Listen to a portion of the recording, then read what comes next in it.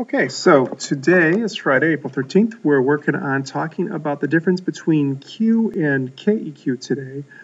If you didn't understand how to do KEQ, you want to go back and look at that again, because if you don't understand KEQ, Q is going to not make any sense either, because it's exactly identical. It's just a slightly different situation.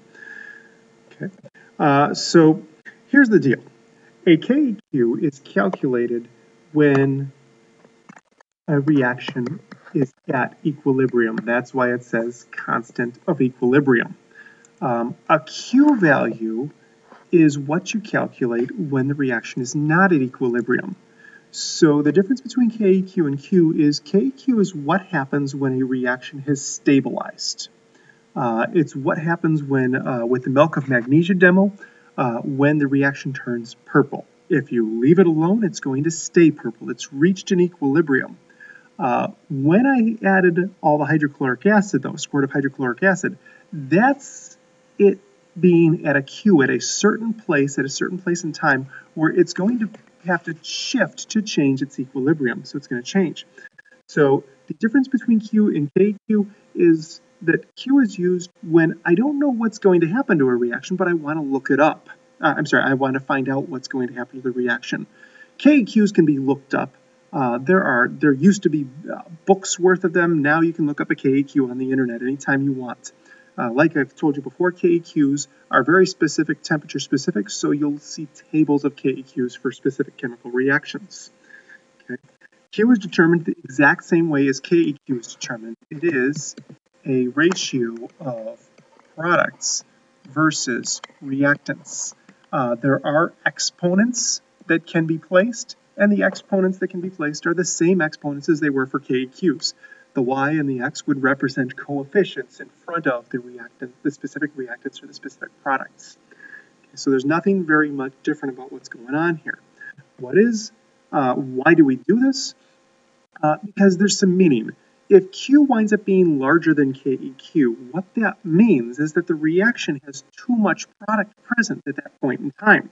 The reaction naturally doesn't want that much product, so it's going to shift so that it doesn't have as much product. It's going to shift to the left, because left is where the reactants lie. So it's going to do the reverse reaction more often than the forward reaction until it reaches an equilibrium again. Okay, until it reaches the point of KQ. Now, on the other hand, if Q winds up being smaller than KEQ, what that means is that there's too much reactant present. All right, so if Q winds up being smaller, then reactant is too large. And that means that the reaction is going to shift off to the right, which means that it's going to look like this. The forward reaction is going to happen more often than the backwards reaction. Okay. Now, that comparison factor is probably the important part to memorize or to understand in this particular lesson. The solving of Q is very similar to the solving of KQ, as we're going to see on this next and final slide here. Here it is here. We're going to be given a problem such as this. It's going to be a KEQ. It's going to have to give us a KEQ, and if you are familiar with the problems that we did on Thursday, one of the last sample problem that we did during the lecture was this one, where we found out that this particular reaction has a KEQ of 4.29 times 10 to the negative 7th. All right. The difference in a KQ problem and a Q problem is that now I'll be told, okay, let's consider the fact that I'm going to start out with these concentrations. I'm going to start out with a carbonic acid concentration of 4.5 times 10 to the negative 2nd. I'm going to start out with a bicarbonate ion of 7.1 times 10 to the negative 3rd and a hydronium ion of 1.7 times 10 to the 4th.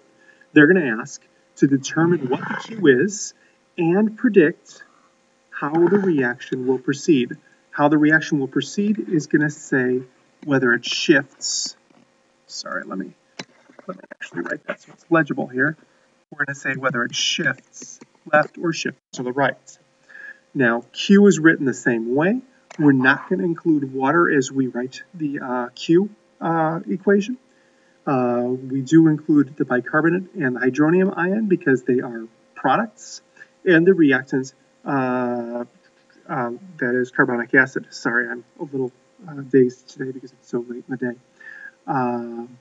Notice there's no exponents on any of this because there's a coefficient of 1, 1, and 1. So all the exponents are 1, which mathematically doesn't do anything to any of those numbers.